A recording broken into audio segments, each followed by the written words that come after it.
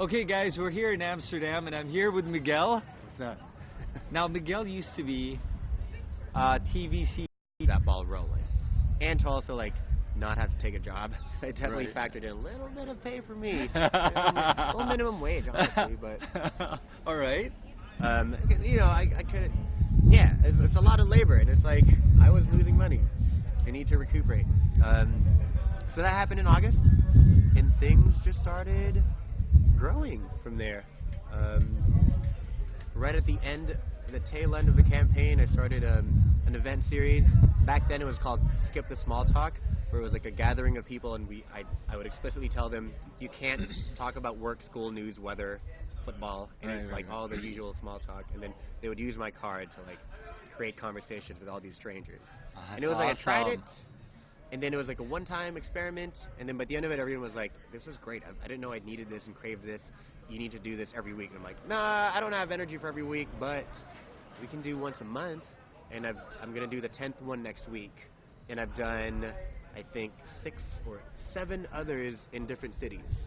Like, I did one in Oh. Barcelona, Berlin, Florence, Rome, 2 in Manila, 1 in Tel Aviv, and 1 in The Hague down here. Wow. So yeah, it's gone from like a little idea to a Kickstarter to a product to like an event series, and every now and then I get invited by like I did a dating event at a hotel. I get invited to like panels to talk about my thoughts and views on like social media and connection and conversation. It's odd. It's not something I'd envisioned at all. All right. Or even like public speaking for that matter. Like I never thought, I learned to do it out of necessity because I was hosting these events, and I'm like, I need to figure out how to address a crowd. And so that took effort and like mental gymnastics. But then the more I did it, the more I got the hang of it. And then so once I did like a TEDx talk, it was like, Okay, wait. okay, So, I'm comfortable. how did that happen? The TEDx. So, did that happen after your So Cards? This happened months after like we'd already started, or I had already started. I've done a bunch of events. The ball had been rolling, and I just randomly, I think, I got an email, and when I asked them, I got an email from TEDx saying, we really like what you've been doing with So Cards. We're doing an event next in March. I think you'd be a good fit in our roster. And I figured, okay. And then out of curiosity, like, how did you find out about like my thing? And then they said, oh, they were looking for interesting individuals, like creatives in Amsterdam. And they saw a link to one of my other talks that I did for like this organization called Creative Mornings. We did a whole talk on what it means to be honest, and how that applies to creativity. And they thought that was really cool, and it proved that I knew how to talk. So they trusted me enough to give me one of their slots for. Then you did the Kickstarter. You were able to come up with your first 1,000. Yeah. And then what happened? I sold out a few. So I did the Kickstarter, and then the next batch sold out within a few months. I had to do another batch, and that sold out within like 2 months. And then like when it you got say quicker sold and out, quicker. Meaning, where was it selling? most of it was in the U.S. I think at that point it was like 2/3 maybe in the U.S. The rest were like some in the Philippines, a few in Singapore, Right. All over Europe. But then, yeah, the times that a batch of 1,000 would last would get shorter and shorter. That is amazing. So how many it's thousands have you ridiculous. sold? I think, I'm not sure about how many I've sold. I've probably printed 5,000 or 6,000 at Wow. this point. It's a lot. I'm losing track. That is Gotta do amazing. my accounting. That is amazing. And you're like a one-man team. One-man band. Wrote all the questions, designed the package. Oh man, all the paperwork, taxes, that's all me. Oh, wow. It's crazy. Okay, so let me ask you a question. If you did that So Cards in the Philippines, would it have worked? Okay, so I did try to do it. The very first initial print, I did it in the Philippines. It was like hand cut by this one company that does like postcards and tarps and stuff. And I tested it out, and it got around like with friends and friends of friends. And I was going to try it start a company, but so I did the paperwork and paid the fees. but it takes months. It takes an insane amount of time for anything to get done. Yeah, yeah, A right. few months to get like the DTI or whatever, Right. and all this clearance. Yep. Supposed to give them proof that I have a fire extinguisher. Like, what? It's so stupid. Why? Yeah, it is. I didn't have to show anyone a fire extinguisher here. Right. And then by the time I got that, I had another month to wait before I got my receipts. So Right. before I could sell to retailers. And by the time I got my receipts, I'd already left the country. So I wouldn't have even. Right. I didn't even have the chance to So explore. the red tape really hinders business and entrepreneurship. If you had If I'd gone done on it there. Kickstarter from the Philippines, would it have been a success? Well, technically, I wouldn't be able to because the Philippines isn't listed under the approved countries. But if it were, it's tough. I have to be honest. I don't think it would have gotten as much traction. I mean, Right. it did. That said, I did get so much support from the Philippines. When something is based out of Amsterdam or even the U.S., it sucks to say. It's cynical to say. Yes. But there's an established brand appeal. Right. So in other words, the same brand, if it was done in the Philippines and it was done in the States or in Europe, It's sad. the one in the Europe or the States would probably have more traction, Oh, more exactly. appeal. It would just look better, even if it wasn't really that much better. No, If it was exactly. the exact same product, just because It's- it's coming from... It's a weird thing when, let's say, Filipino talent, creative, whatever, dance, music, etc., for them to gain the most traction and most even like leverage and power in their industry in the Philippines, sometimes the best way is to take this detour around the world and gain appeal elsewhere and pick up Before all you those come like back. brownie points from foreign Right. audiences and then come back and then have all that hype Right. as opposed to just do like the homegrown method. It still happens, like you still get the local heroes, but once you gain it's as if you need to get the credibility, the approval, the stamp of approval from these parents from Or outside. you The know? outsiders, right? Before that, before It's you, insane. before the locals or your So own will accept you. we have this very like subordinate. I don't know, sort of. It's almost like a self-loathing. Yeah. Where it's like It's like you're not good enough unless somebody who's not Filipino thinks you're good enough, and then you sort become of like good enough. we think we're all these like children, we're all these siblings, and it's like, all right, I think it's cool, but like, but does dad think so? And dad being the U.S. or Right. Europe or whatever. Right. which is- I don't know. I can go on about how that like is just an Okay. echo of colonialism and whatever. Okay, but okay, let's just move on now to TEDx. Yeah. Yeah. So, what was your talk about? The title of my talk is called "What Makes a Question Flop," which is like, to me, they were like, okay, can you talk about like conversation and connection? And I was like, in my head, I think the very root of what I had been doing is in my own frustrations with like how people talk and how people start conversations, especially in the U.S. When I moved there, one of the most annoying things was how people just go, hey, how are you? How are you doing? And then Right. it was like, good, fine. It's and it never like leads to anything. It's just like, Yep. falls flat. And I wanted to explore that and how, yeah, we want that connection, but we just lack the tools or the creativity to prompt it, or sometimes we're intimidated. And so I gave like a few questions that tend to flop, like how are you? It flops because it's so vague, or That- how was your trip? Doesn't ask for a story, it just asks for a verdict. And I expounded on that. Okay, so if you were meeting a stranger somewhere, just bumping into somebody, what question would you ask? Okay, I mean, if it's a total stranger, I usually just talk to people about something they're doing or wearing. I don't know, if someone has like interesting shoes, ask them like where they got their shoes, or like if they have like some like jewelry or accessory or something. If I ask them like where they got it or what it means to you, or like what, or even like what's the oldest item you're wearing now, like is interesting. If we're talking like in the realm of like people's outfits, what's the oldest item in your wardrobe? Right. Why have you held on to it? Or did your parents or grandparents pass anything down to you? And usually they're like, you could see them draw into their inner selves, like, oh, whoa, I haven't thought about that. Right. Usually that, anything that sparks the imagination or brings out like a story is like a good question to me. That's awesome. I like that topic a lot. Yeah. Because you're right. I think the problem now is people don't know how to ask the right questions. So even what about online?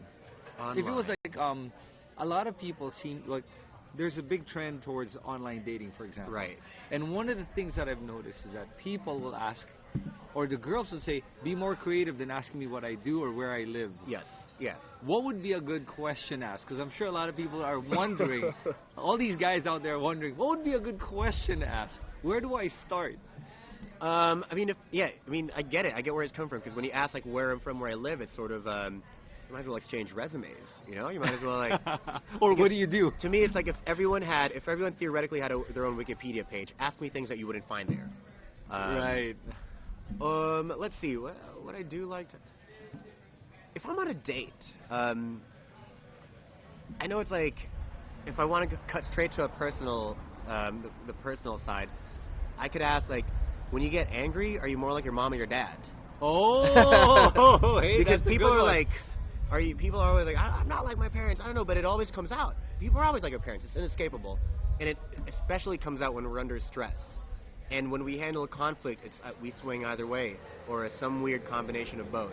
But nobody even thinks about that. No one thinks about it. Until you ask the Until question. after, and they're like, whoa. Then it goes into their consciousness. Yeah, that's a good And then they one. start crying. Oh, they start crying. No, I don't know. But isn't it interesting that I heard that there are certain topics that you don't talk about or ask about? Yeah. Politics, religion, abortion, or I guess depends on the circles you run into. Yeah, it's tough. I think that these are things I'm trying to like figure out as well. Like if there are ways to walk around this circle and poke at it without, in a way that's not invasive. I've yet to figure it out. One of the topics that sort of gets there, there are two questions that sort of get to those topics, at least in politics. One is it wrong to be ashamed of your country? Why and why not? And then people like think about it, and then they get to talk about why. And then the other one is, unexpectedly and funnily enough, when I ask people, one of the cards says, if you could punch anyone in the face without repercussion, who would it be? And a lot of people drop like politicians, presidents, prime ministers, or whoever. Should I ask you that question? No. You don't want to answer that question. You have like a list of like. If I could punch the first one hard enough that everyone in the back gets hit by the back of his head. Okay. Oh my God. Okay, I'm gonna move to dating. Yeah. How's it been? Okay, wait. First of all, yes. When you moved here, you didn't have any friends. You didn't know anyone. I knew two people. I knew a friend who moved here a year before I did. Filipinos? Yeah. Coincidentally, like he moved here before I did, and then I ended up living with him and his friends. And then I knew someone who was an old couch surfer back in San Francisco. Nice. All right. So you had some. You had a couple like of friends. Two. All right. Yeah. And then I had friends in Europe that I visited as well. And then through school, through skateboarding, like I met friends. And randomly, honestly, I just like meet people. Like, if I go to things that I find interesting. Like I go to bars that have like creative people, like storytelling or poetry. What do you mean? You whatever. go alone? I'll go. Yeah, there's like a storytelling bar like somewhere here, and I've gone alone. At the end of the night, I'll have like 2-3 more people that I'm like super down with. Sorry. So yeah, I did come here mostly alone. And just like sort of built. Because I think that would be frightening for a lot of people. Oh yeah, it's terrifying. It's so Was it uncomfortable. terrifying for you? Was it like maybe you came to a point? So much uncertainty. Like I mean, like I'm thinking, like when you first arrived, did you have nights where you're like, shit, I don't know what am I gonna do? Oh, absolutely, yeah. There are definitely nights where I'm just like, you felt what the fuck? Yeah. What did I do? Like I had a cushy life. Right. What am I doing? Counting my savings and trying to figure out how to last. This is crazy. But then I figured like, no, but then if I didn't do this, I would regret it and not sleep. And now, looking back, now it's like, damn, it was the best decision of my life. Did you know this was gonna happen? Nope. No, none of this. You didn't plan this? No, I didn't even.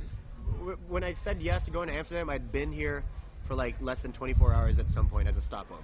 Have you been able to apply your own principles on asking the right questions in dating?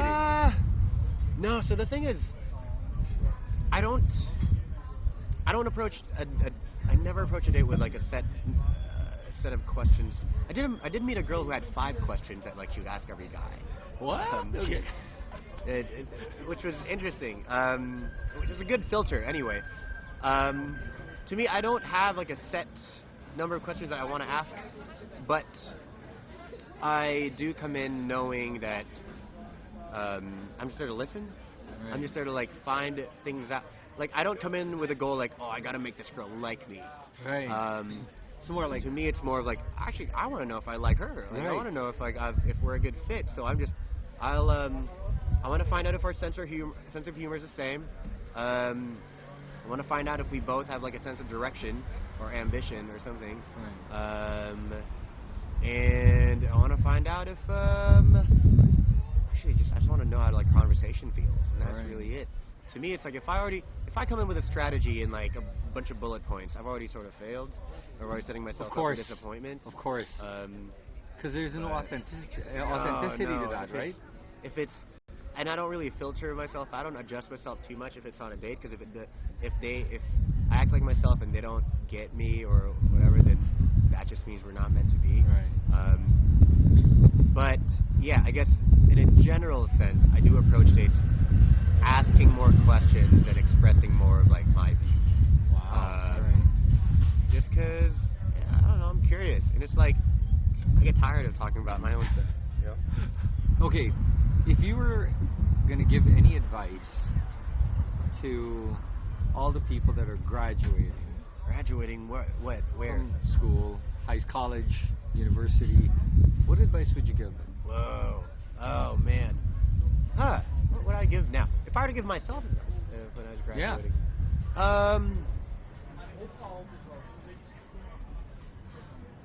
I've learned to not set plans in stone.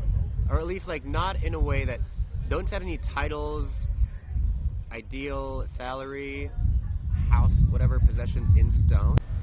Focus less on like your ideal job and more on like your main mission. Like what is, to me it's like I've been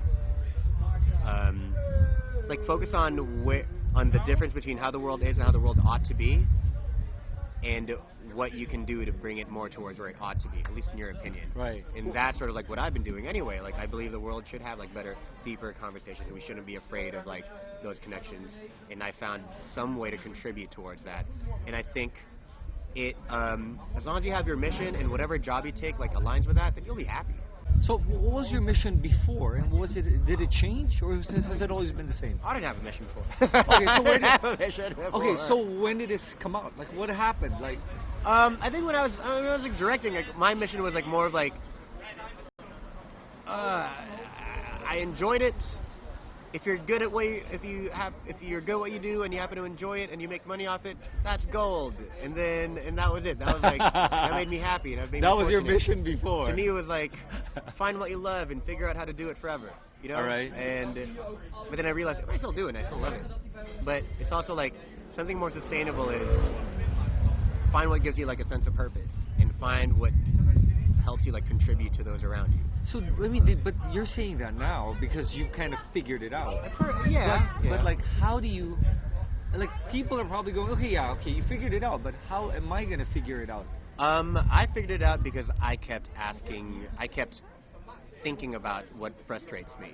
What frustrated me in the U.S. was like being asked, how are you, and not knowing what to do. And what frustrated me in the Philippines was not knowing what to do when surrounded by like shallow conversations about who's dating who and what food to eat.